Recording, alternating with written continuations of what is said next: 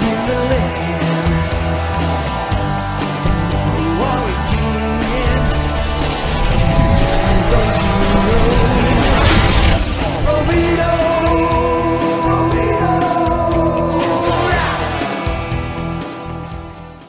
Sultry sounds of the Flobito song knows there's only one thing. It's time for What's Up Flobo After Hours, your Monday night delight, broadcasting live on Facebook, YouTube, Twitter, and Twitch. Gotta say thank you so much for checking out this show and all the other episodes on the What's Up Flobo After Hours canon. We're at episode number 58, if you can believe it, and we're rocking and rolling. But I gotta say, before I introduce my fabulous guest today, every week, I give a shout out to members of the Boisterous crew. That's our Patreon, patreon.com/FloboBoys. You can unlock bonus content. You can have early access to my new book, Graduation Day, if you are a member of the Boisterous crew. Check that out, patreon.com/FloboBoys. And so I have to give a big shout out to Christopher C., Chrissy H., ACH, Edric P., Oliver E., Princess Leia, Matthew C., Lindsay U., John W., Richard R.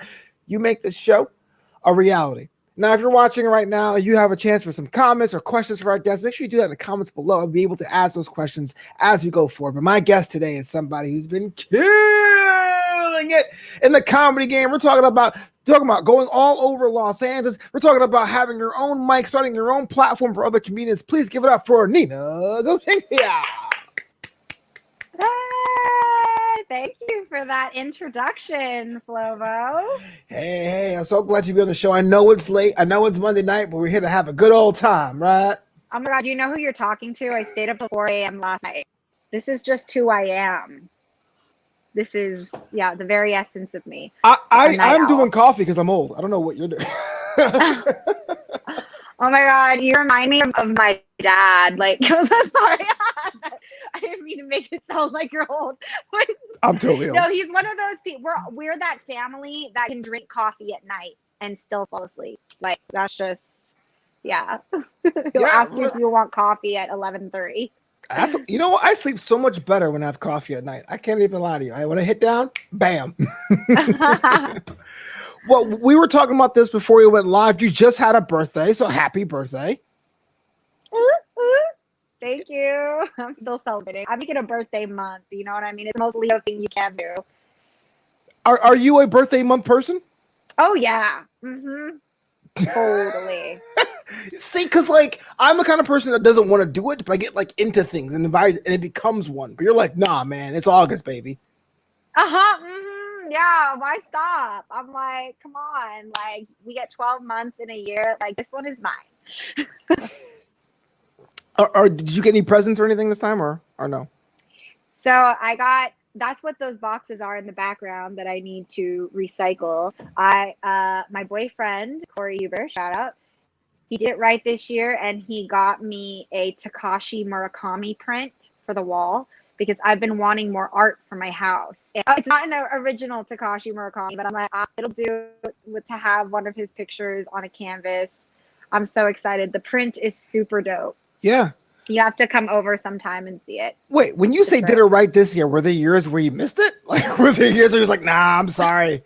Here's a coupon. Actually, he did it really right last year too. He surprised me with a trip to the Grand Canyon.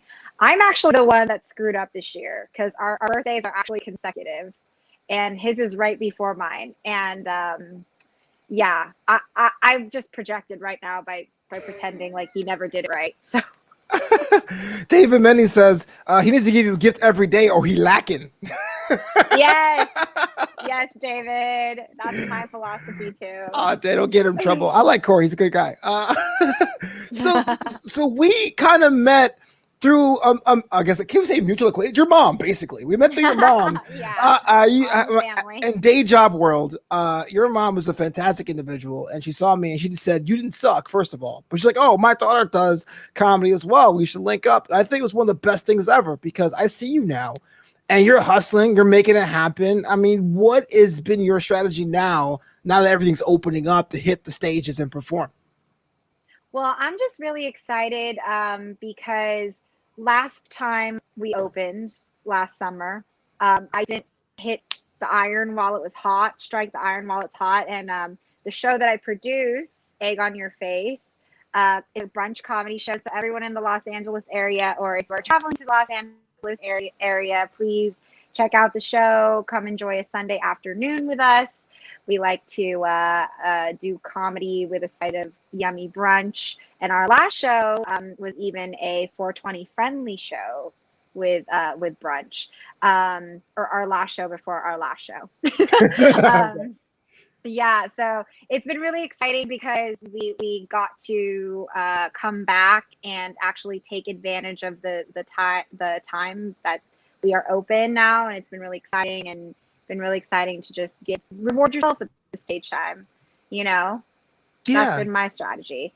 So about the brunch comedy thing, I mean, that definitely is a fresh concept. Was when the idea was pitched to you, when you came up with it, was it like, oh, we're definitely gonna do this? Or did someone have to like pitch it to you and for it to make sense? Like, it is different. Actually, it was very serendipitous how it all happened.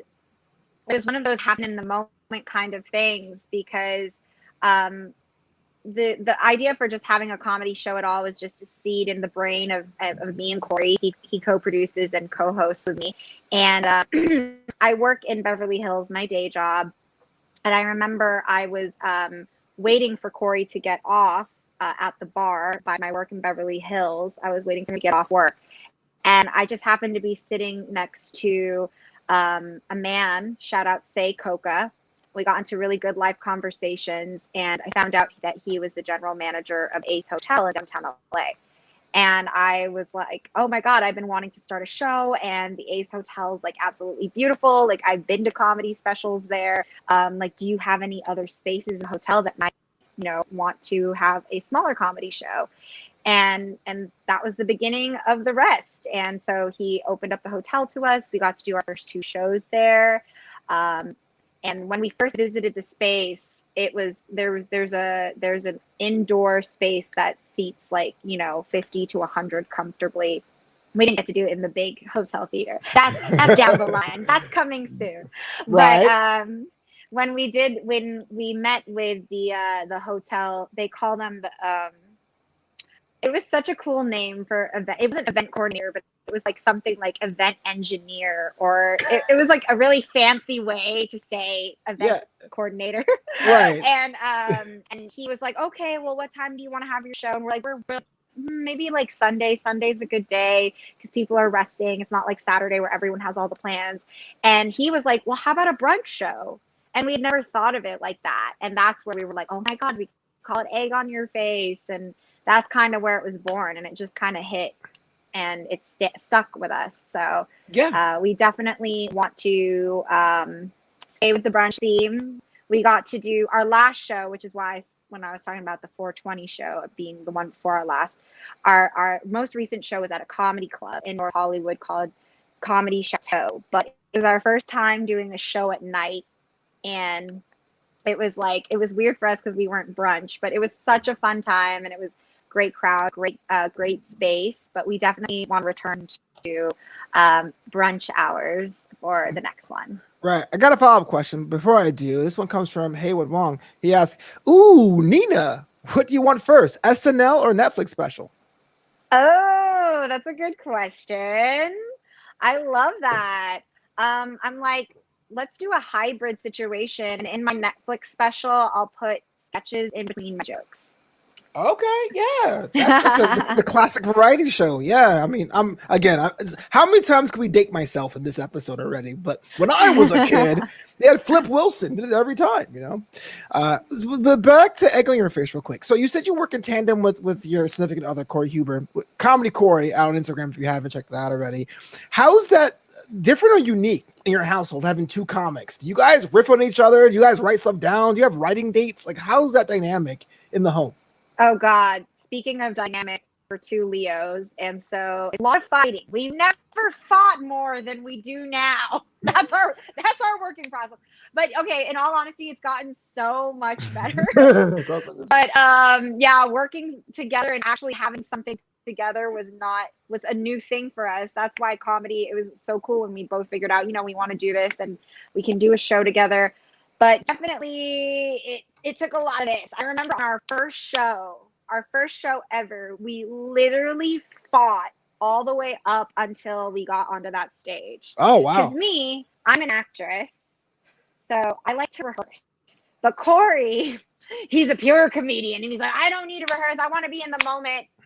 And when I get stressed, I get really savage. And I said to him, I was like, you're not good enough to just go up there and not rehearse. Yeah. These were the kinds of words we were saying to each other right before we got on stage. But then when we got on stage, it worked. Yeah. And it happened, and it just like it just flowed. We didn't barf or shit on stage or completely forget anything. So it was all good. But I'm happy to report that we are working together and communicating more through it. Right. Less screaming, raging matches. Does it balance out more?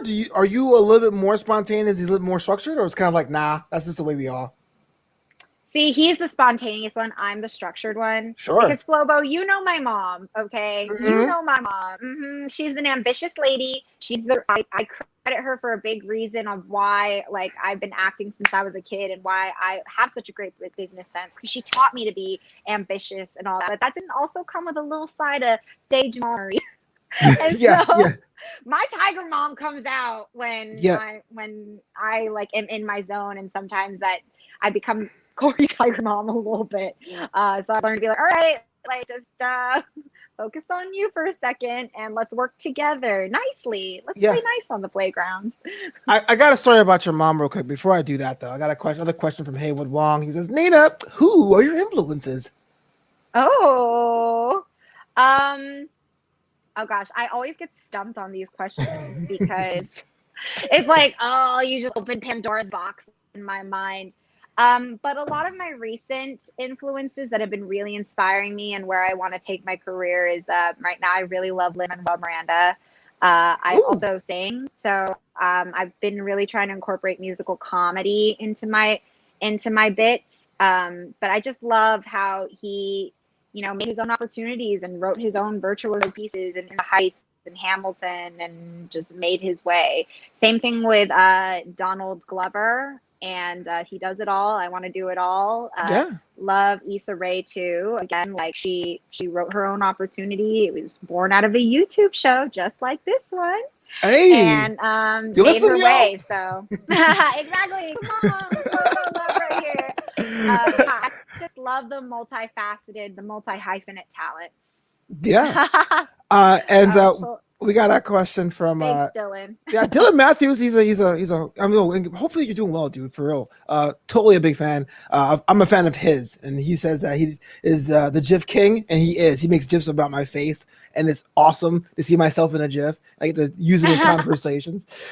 Jude with a Tude says, "I know you're a singer too. Will you do more of that? And this is your mom, so you be kind." I'm sorry. Wait. Jude with a Tude. The name is too perfect. She's here, guys. The tiger mom is here. So this is actually your mom. This is actually your mom, Judy. Oh, I get it. So okay, all in love. It's all in love. I'll tell that. She likes to call herself Flobo. She likes to call herself Judge Judy.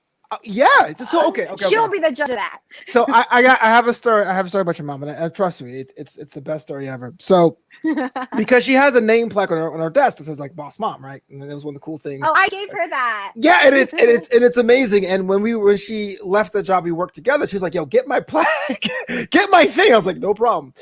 So that job that we worked was like 60 miles from my house, and so I had to get up at like 5 o'clock every morning to drive to get there in time for 8. I live in Culver City. It's in Orange County, and it was awful, but they paid a lot.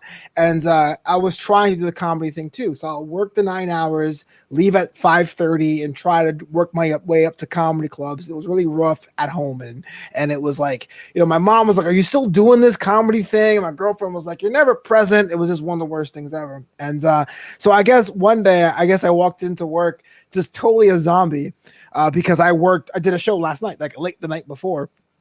And your mom pulled me aside and she's like, "You're just so awesome that you're doing what you're doing." And she gave me the break a leg, the baller code, which only family members get.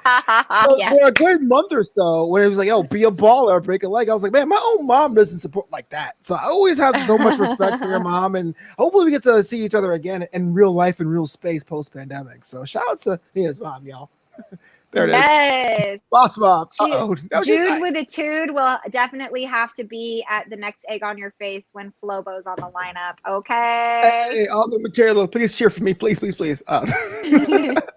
But that's a good question. I mean, you are multi-talented, multifaceted. You sing, you kind of dance. I mean, what's next? Like, what do you want to do? What lane do you want to occupy? I'm really working on writing. I really want to write more. Definitely get my TikTok going. I have so much fun making little sketches and stuff. So I wanna definitely get in the lane of musical comedy on there and just creating. I'm tired of waiting for the opportunities. I would just want to. It's just better when you are more excited about what you're working on versus waiting for that chance to be handed to you. And that's why I so admire what you're doing, Flobo, making it happen Hey, at all hours. Yeah, at all. But it's funny because what we're doing is kind of different, but kind of the same. Like Egg on Your Face is a brand now. You look at those comedy groups, like, hey man, has anyone heard about Egg on Your Face? Is that a good space? And it's like, hey, I'm the person that creates that. So to be able to start from scratch has been great. That leads me to my next question. The pandemic shut everything down for a year. What was that like for you? Having something going, being told, nah, start over. So it really did suck what the world was going through. And, I don't take that lightly. And but it actually was at first seemed really scary and not good because you're just like, oh my God, I'm alone with my thoughts. They're all I can hear. But then I realized it's like that was like actually the best possible thing for me. Realizing that I never got to be at home. I never got to just be spending moments with my cats and my boyfriend because I was literally working 9 a.m. to 7 p.m. every day, just go, go, go. And then in between that, it was comedy shows and this audition and that. So to have so much time at home to self-reflect, everyone did a little bit of like self-reflection journey, and that was definitely what it felt like for me. And it still feels like for me. So it's been really awesome to be on this journey of just understanding what really makes me tick and what I want, and what I want to allow in my life. What was like a talent or skill you picked up over that downtime? I think definitely making the commitment to myself to make time for me, which that's still what I'm working on. When you want to do things like I want to eat better or I want to exercise or I really want to write, you're just like, oh yeah, you have to make the time for that. And like and I discovered that even with all the time at home, it's easy to just get caught up in, just sitting around and watching Netflix and doing all the things. But like I was like, you know what? I need to allow as much time as to myself as I do to watching Pose on FX. Like Right. Yeah. How do you recharge then? How do you get the creative juice back in the cup to create and do the next big thing? I really love to journal. I really think that taking the time to write out, what's on your brain. Lists are kind of my thing. They can be a good thing, but they can also be a downfall. I've had to learn how to be like more precise with my list and not give myself a list that's too overwhelming. But I love to write out goals and take them out from here onto the page so they become more real, So that's been prayer. Prayer is really nice when I put my faith in everything that I do. When I feel a little off center, I really love to just hear a talk from the pastor at Mosaic. He always has some really good things to say. So I love to leave my faith in the center of things too. When you say list, so when it comes like to me, I do resolutions for the year, and I do a bucket list for the year, and I have an overall bucket list, and then day to day I have like my to-do list. So I am all about the list. But how do you categorize your list? Are you talking about like downtime versus daytime? Is it like goals versus dreams? How do you separate? Yeah, so I definitely was talking about like all the lists generally, but I have like my to-do list every day, and then I have the ones about the goals. I'm part of an accountability group with a couple of other actress girls. Shout out Carrie, Ashley, and Chelsea. Shout But out. weekly we have Zoom conversations about our goals and what we want to achieve. And in our conversation this morning, one of the girls gave me a really good idea to write out my goals for the birthday year. So they're all about just writing them down consistently. And so I'm definitely going to do that this week and think about like exactly what I want to achieve in this year, being 31. Oh, 31, really? Yeah. I want that Nina complexion. I want that. You exfoliate probably. You probably exfoliate. I can What tell. are you talking about, Flobo? I Black feel don't so crack and Asian don't raisin. Yeah. You have nothing to worry about. I had this face for a long time. I look like I was in my mid-30s and I was in my early 20s. So like I don't know how I feel. I feel old though. I know, deep down inside I do. When people have been asking me how old you are, I've been saying, I'm forever 21 like the store, plus 10. Right. Don't even ask, man. Because you had a TikTok you did a couple weeks ago with Aiden Park, where you're like, you basically say the same, but like the first 60 years of your life. This is the face you have. You know? Oh yeah, Asians who age, right? There's just one day where we just like look like really old. It's true, yo. But it's great because my dad and my mom, both at 60 and 61, still have not hit that yet. So I'm like, I think I got the good genes.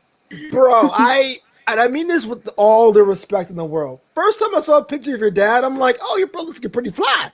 What? That's your pops? Like, that dude does not age at all. So crazy.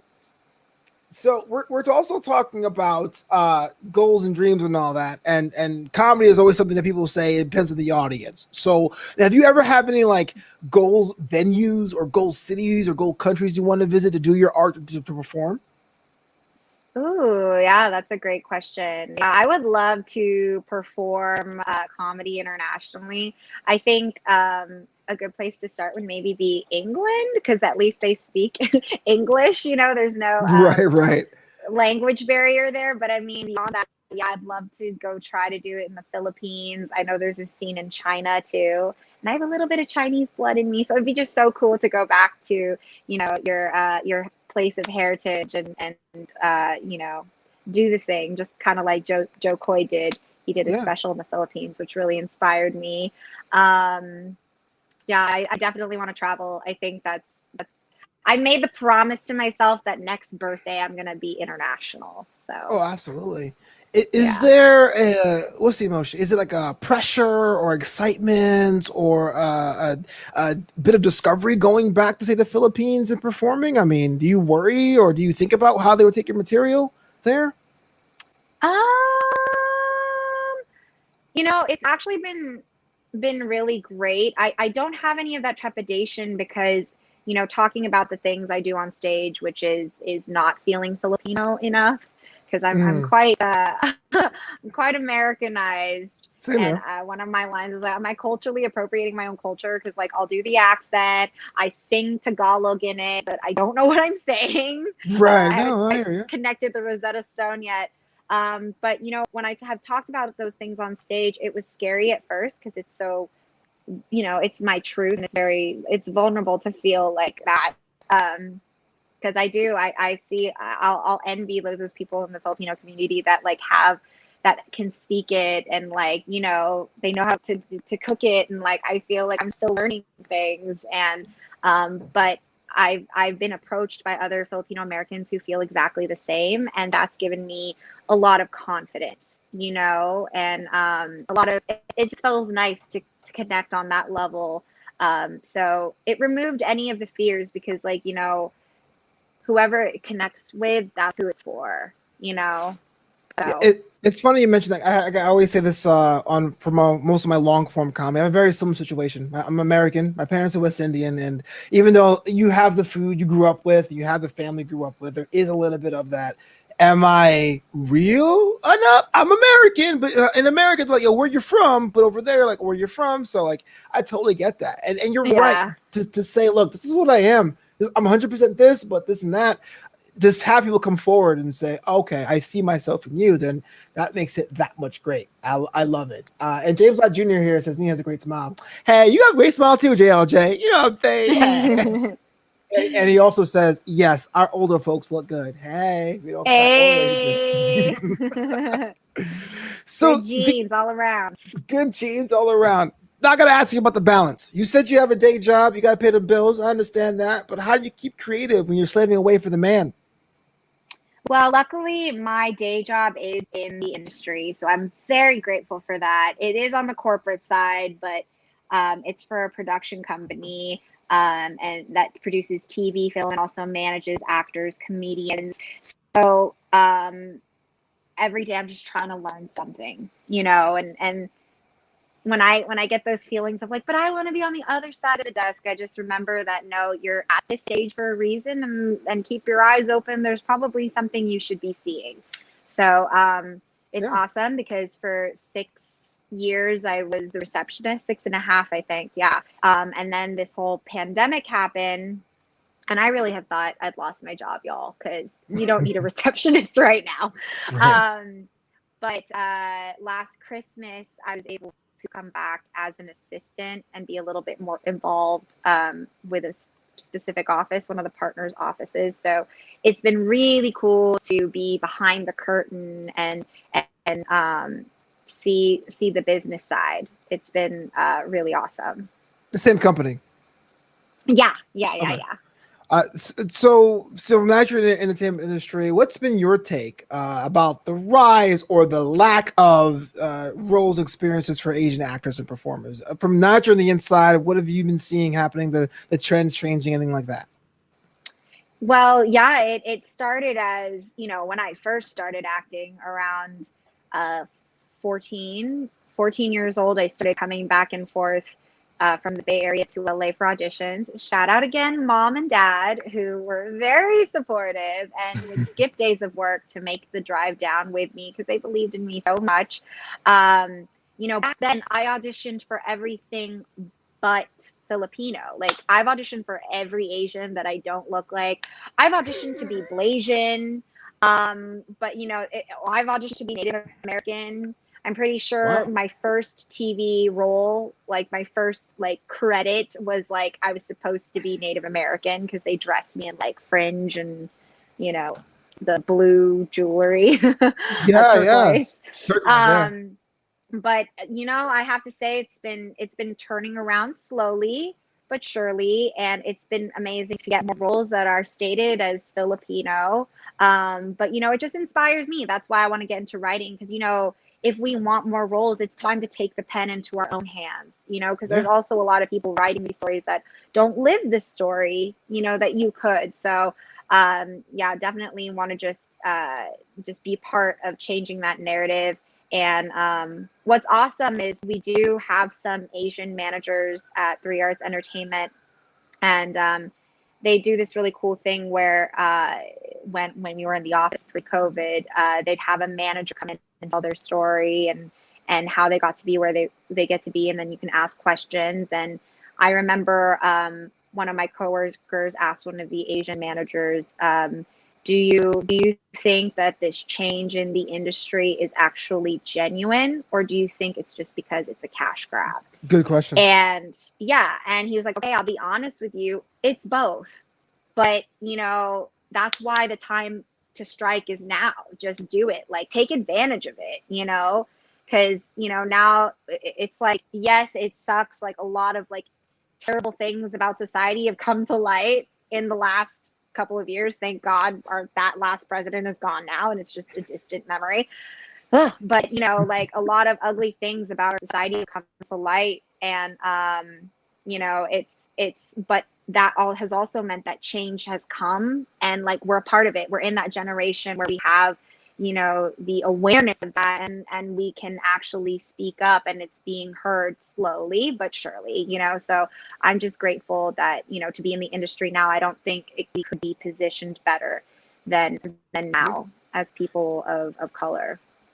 Talking about experiences of the past year and a half, I know we had the resurgence of the Black Lives Matter movement. They also stopped AAPI hate. As a performer, though, is there Is there what was your take on that? Just being like, do you want to create content to bring the things to light? Is it your job to as an intended to build a platform, or you just keep your head down and keep doing what you're doing? How do you help to provide positive, enlightened to break the stereotypes of people who are being oppressed?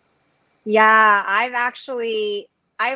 my first joke was always calling people. I love making it uncomfortable and putting it in people's face because my last name, Gosiengfiao, no one can ever say it. Yeah. Gosiengfiao. Yeah, I joke that it's like, oh no, like it's like actually means go fuck yourself in Chinese, and I make everybody in the audience like say the name when I'm explaining my jokes so bad right now. I like fucked up my it's a weird thing, man. You got to be there, y'all, too. You gotta be there. You have to be there. But I tell them to all go fuck themselves because I'll make them repeat my name with me. So I'm like, it's always said wrong. Say it with me, and I'll say go, and they say go, and I'm like, fuck yourself. Right. And I'm like, oh no, it's an actual curse in Chinese. Go fuck yourself. That's what you say to Chinese people now when they cut you off in traffic, eat your dog. And then I'll wait for a laugh, and it always comes. And then I'm like, oh, that joke was a test, and the racist laughed the loudest. That was my joke. Like, that's been my opening joke for a really long time. And after all of the movements that had started, in Stop Asian Hate, there was a time when I was like, should I not do that anymore? There was a part of me that was like, I don't want to do that tonight because, I just want to just be like the up part of harmony, and I don't want to like focus on that. But actually, like I just couldn't put it down. Like it's actually not, it couldn't be more relevant of a time than now to do that. So it's just evolved.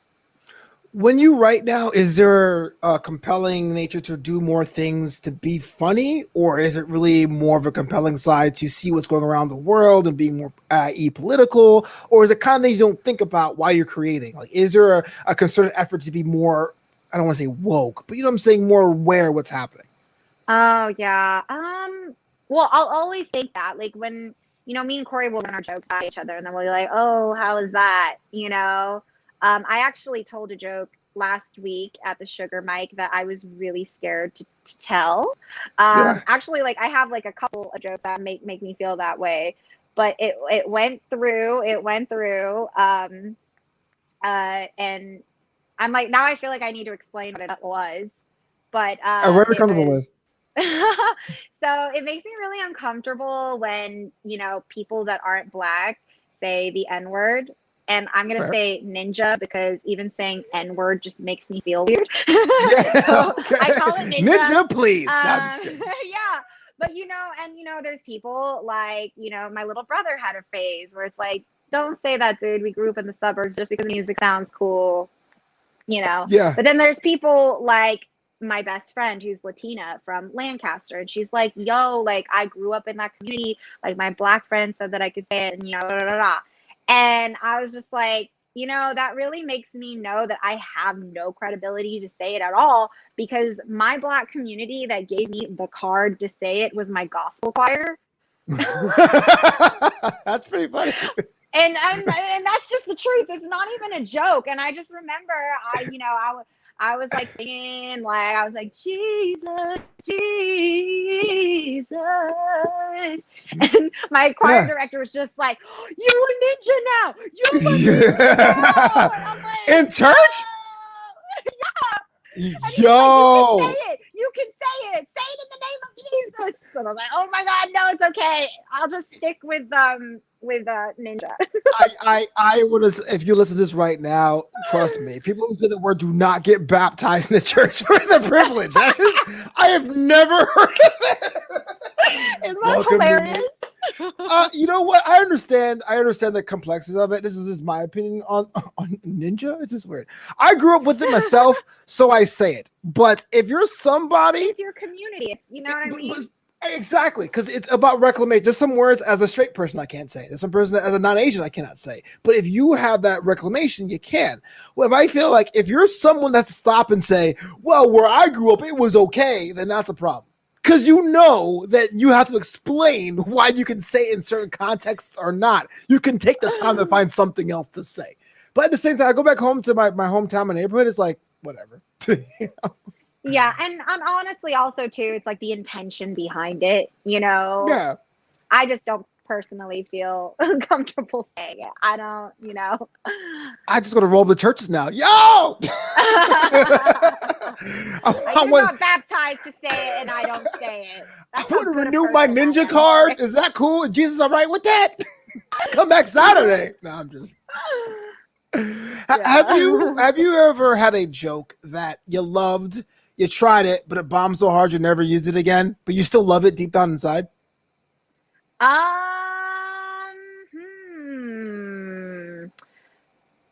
I had a lot of jokes that like I took way too much time to set up. Like it took me so long to realize like just get to the punchline. You don't need to like explain every single little thing, you know. So it was more about just shaving down my jokes till like it's like sometimes I'll write a whole thing out and then I'm like, wow, like it just worked when I just said the last 5 lines. I do not Yeah. need this paragraph, you know. So for me it's about like do less. Just Yeah. talk less.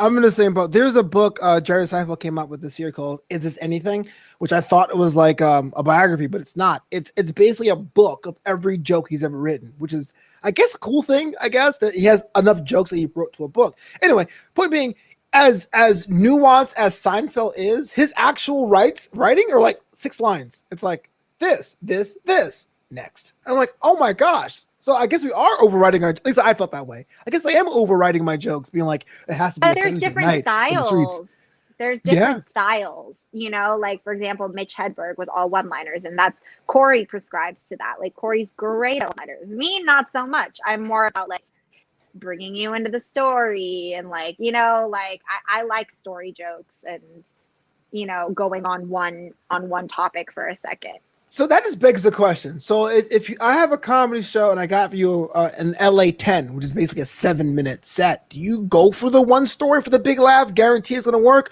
Or do you have to go quick hit to keep everyone engaged? I definitely try to make sure that I don't really have really like that long of a story joke. I like to make sure mine like are like a minute to 2 minutes each. Like I like to keep them just going so that it can feel like we had a full experience with each other. But Sure. or well, for example, like you know, me and Corey, when we produce our show, we host the show, so we do a set at the top together, like 5 to 7 minutes, and then we just do a joke in between. You know how hosting goes. Mhm. But like yeah, the last show we did decide to open the show with a funny story that happened to us. So that we had decided to do that. But Oh, yeah, that was just for that show. But when it's just me, not usually I like to like keep it flowing and going. Unless it's yeah. really funny. But I haven't gotten that really funny story yet, you know. Right. Save it for the special. If Yeah. someone's watching this now, they're kind of like contemplating of getting the comedy game. Besides telling them to quit and run away, any advice for them? Oh my God. Just keep doing it. And when you feel like shit, that means you should still keep doing it. Yeah. Because it was not natural for me, y'all. I even found out how bad of an actor I was when I started doing comedy because I realized that I was performing my jokes so robotic and like planning each moment. You know, that's not how it goes in comedy. You just have to calm down, breathe, and it's like the audience is in a conversation with you, you Yeah. know? So it really taught me presence, like actually being present in each moment. And that's why I was so scared of stand up because like I used to act to hide behind a character, but stand up is so naked because you're just there. You can't hide behind character because the character is you. And so that really terrified me. And I remember the first time I did it in 2015, I survived the set without shitting my pants. And I got a high from that. I got a high from that. You know, you're like, oh shit, I just did something that I thought I could never do. And I've just been going since then. And 6 years later, I'm actually at a place where I'm like, oh my God, I'm starting to feel like I don't give a fuck. It feels great. It Yeah, feels yeah. great. That good milestone. Not shitting your pants is definitely a good milestone to have. Yeah. But it is kind of weird. Like I feel like an alien coming off a spaceship would say, "Okay, we get sports. You know, these athletes who train, they lift weights, to go out there, to look good and tight, to do their thing." Or, "Hey, look, we're going to a Broadway play. They study their lines, their Hamilton. Shoot your shot." You know, but like it seems almost like counterintuitive to get up, get dressed, to go into a dark room to see one person on stage with a bottle of water and a microphone, being like, "So anyway." Just talking at you. Yeah, it's so weird. But like on the other side of it, I'm sure you can relate to that. There is a moment where the entire audience is inside the palm of your hand. There's nothing like that, man. It really isn't. It's such a release, and it's not even just a release for that one person on the stage. It's as much, and that's what you have to realize when your joke is bombing. It's because the jokes are as much for you as it is for them. We're all in that moment. We all are like sharing this moment that we can relate to, you know? And so it's just, it makes me so happy.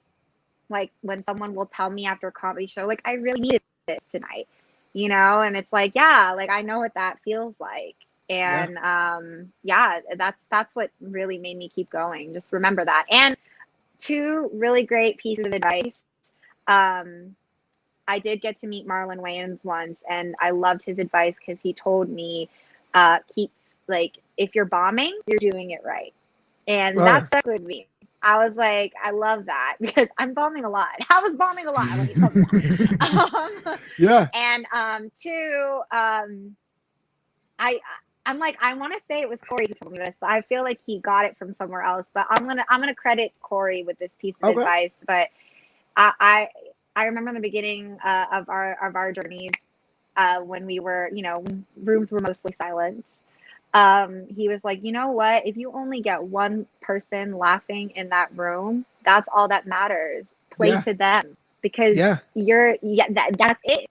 You know, eventually the others will join in, but if you get one person, you did it right. You know? I don't want to basically tell your joke for you, but you have this one bit about honey smacks. I still think about it. You know what's so funny is I will not give up on that joke. It terrifies my mom, and it gets such mixed reactions. I will never, ever give up on that joke. And you know what, Flobo? I have added to it since then because it keeps writing itself. It's not even a joke. It's like, it's amazing. So I remember going to a comedy show, and I remember it was the Sycamore Tavern. If you guys ever been, it's a Hollywood second floor, dark, really dark room, dark as hell. And I was trying, because I'm old, I was trying to find my drink because it was I'm at that age now, and I was looking for my drink, and I finally found it, and I'm holding on to my glass of wine like a cup of soup, and I'm sipping it, and then all I hear from the front of the stage is like, you know, Honey Smacks is the F boy of cereals. I'm like, what? Like what? What? Who's more wholesome? Is Tony the Tiger a guy take home the mama? Thoughts I have. So fun. You got to check it out live. It's probably on that social media. It's all things we're working on. But before we get out of here, Nina, are you down to play a game? Yes, I'm in. I was hoping we'd play a game. Yeah, this one is called If I Wasn't. I'm going to ask you some questions. I start off with the phrase, if I wasn't, you're going to give me the alternative. Pretty fun, pretty simple, eh? Mm-hmm. Let's go. If I wasn't named Nina, I would rather be called Pocahontas, according to my 4-year-old self or 6-year-old self. I literally asked my mom, why didn't you name me Pocahontas? I had a really hard Timothy phase when I was a kid. If I wasn't going to be a comedian, I would totally be a cat foster person. I want to foster cats. Is that lucrative? Do you make money doing that? I don't think so, which is probably why I'm not. But then, wait, comedian or that? It's kind of in the same playing field. Lucrative's never been my thing. If I'm a comedian. I just see you like at a mortgage application. Yes, I'm a cat foster. If I wasn't living in Los Angeles, where would I set up shop? New York. Oh, it's a good one. I love New York. It's my favorite. If I wasn't with my significant other, I would totally shoot my shot with this celebrity. Oh my God, I really love my significant other. Michael B. Jordan. But I heard he was short, so. Oh, okay. Well, hold on. Let's talk about this. I feel bad for my short brothers out there because I hear this a lot. He's great, but he's short. So is that his fault, man? This is No, Space I Jam. think I'm gonna change my mind. I want a singer. I want Bruno Mars is short too. Oh, he's even shorter. That dude's like 5'3", I think. What's up, Jason?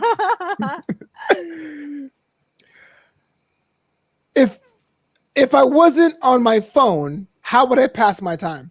Pass the time. Playing my ukulele. Oh wait, you play ukulele? I had no idea. Yeah, I like to. I've been practicing. I can only do chords, but I'm on my phone too much. This is why you have no idea I play it. Was it a Moana thing? Did you do it from or before then? No, I always wanted to be able to sing and play at the same time. Yeah. So I thought ukulele was a good place to start because I have really little hands. For sure. So. My childhood hero Tony Danza plays ukulele as well. Oh. And finally, if I wasn't born in my time, which decade would Ancient Egypt? Sorry, I already know the answer to this one. So okay. Let's talk about this because I was reading this Instagram caption about Cleopatra. What is the relationship between you and Madame Cleo? So ever since I was a child, I've just been oddly obsessed with ancient Egypt. I remember it was the only history class test I ever got an A in.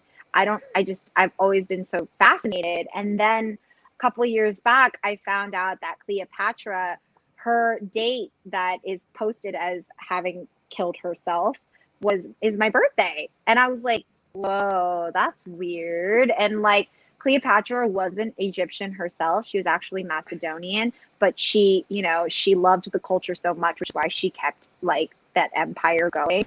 And she was like the last great queen or pharaoh. Was she considered a pharaoh? Yes. Mm-hmm. Yeah. And so I was like, I don't know. It feels right. I got a Cleopatra tramp stamp. I got her name on me. Her hieroglyphics. Well, that would work for me because Michael Jackson died on my birthday, and that's kind of weird. How'd you go to the tattoo parlor? Like, yo, you got any Cleopatra designs in the back? Like, or do you have something custom made? Or oh well, I've been really thinking about what I wanted from ancient Egypt for a really long time because I've been wanting an ancient Egyptian tattoo. And then I remembered, I'm like, oh, Cleopatra. And so I was like, ooh, I want to just find her. It's called a cartouche. It's just the nameplate with the hieroglyphics. So it's just her. Yeah. So I really like simple tattoos too. So I went to a fine line artist that I found and she drew it out. Have you been to Egypt or is that on the docket? Oh, that's definitely on the docket. Oh, wow. So how many tattoos do you have? Is that one? Or do you have more? I have two other little ones. This one, the Cleopatra one, was probably the biggest one I've gotten so far. But I have music notes. You can't really see. Oh yeah, my ring light is so bright. And then I have "Keep the Faith" on my back. It's a reminder. Yeah, respect.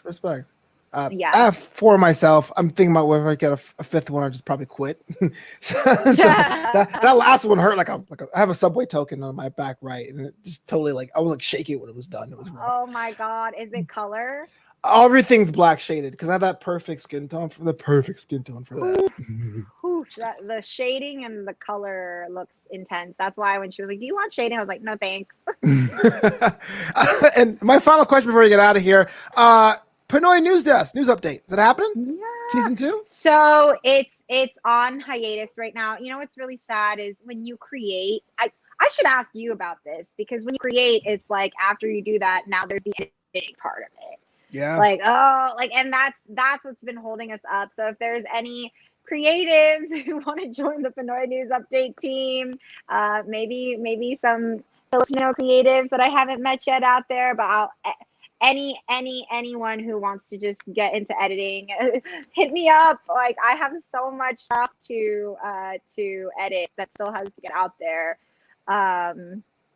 So yeah, it's built up, but under wraps right now. Yeah, if you guys have not seen season 1, Imagine the Daily Show, mixed with Pinoy News, always good to hear. You know what I mean? Like a cool perspective. And seeing you be a fictional version of yourself, it's pretty awesome. Oh, thanks. So, Nina, if I wanted to check you out, stalk you, book you for a next show, learn more about you, how would I go about doing that? Well, I put my Instagram and TikTok name right here at Gosiengfiao. Meow. Follow me. Yeah, that's the nicer way to pronounce my name versus go fuck yourself. Gosiengfiao. I spelled it like that, so y'all, it's a hooked on phonics version, so you know how to pronounce it. But go follow me there. Yeah, it's going to be hit me up. Big things happen. I can feel it now that things are opening up. I know you're going to be all over town making it happen. And if you do, don't forget about your boy Flobito, man. I'm going to be out there as well. Yes, you will. It's not scheduled yet, but this is the official. Please join the next lineup of Egg on Your Face. Oh, give me the date. I'll totally do it. I mean, I won't be any good, but I'm definitely going to go ahead and do it. I don't have the date yet. I don't have the time. I don't even have a venue, but I'm a very fly by the seat of your pants person, so it'll happen. But this is your invite now. You heard it here, y'all. Y'all are all witnesses. Flobito's coming back to the stage, baby. I can feel it. But hey, this is What's Up Flobo After Hours every Monday night. Your Monday Night Delight, 10 o'clock Pacific. Next week, I'm not sure who my guest is next week. So it's going to be a good time either way. But if you guys want to check out all the other past episodes, youtube.com/FloboBoyce. But Nina, any final words before we get out of here? Thanks for having me, Flobo. This was really fun. I'm glad that I'm actually staying up doing something cool and not just like literally just sitting on my couch eating probably. I was about that life, man. Quarantine was something else. All right, y'all. See you next week. Until next time, After Hours is closed. The